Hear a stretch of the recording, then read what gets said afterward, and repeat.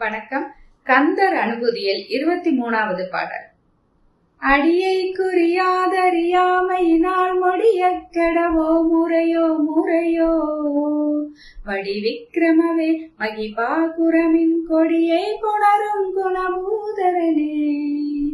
அடியை குறியாதறியாமையினால் மொழிய கெடவோ முறையோ முறையோ வடிவிக்கிரமவே மகிபாகுரமின் கொடியை புணரும் குணபூதரனே.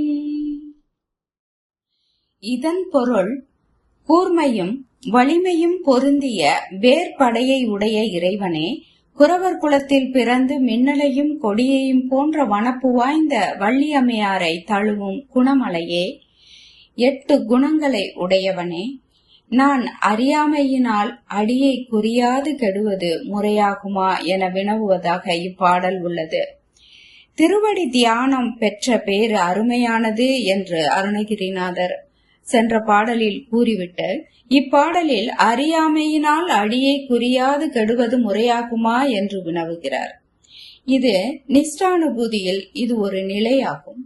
மாணிக்கவாசக பெருமான் கூட இறைவன் திருவடி தரிசனம் கண்டு உபதேசம் பெற்றார். பின்னர் பல பாடல்களில் அவர் மறுபடியும் அந்த ஆனந்தம் கிடைக்கவில்லையே என்பது போன்று பாடுவார். இது அனுபூதியில் ஒரு நிலையாகும். இப்பாடலில் குணபூதரன் என்று முருகனுடைய 8 குணங்களை கூறுகிறார்.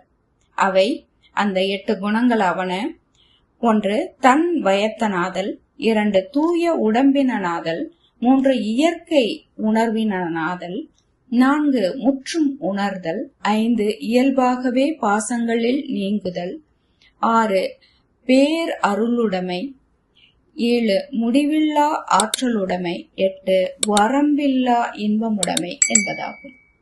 இவை 8ம் முருகனுடைய 8 குணங்களாகும். தமிழால் நாமும் நம்மால் தமிழும் வாழட்டும். நன்றி.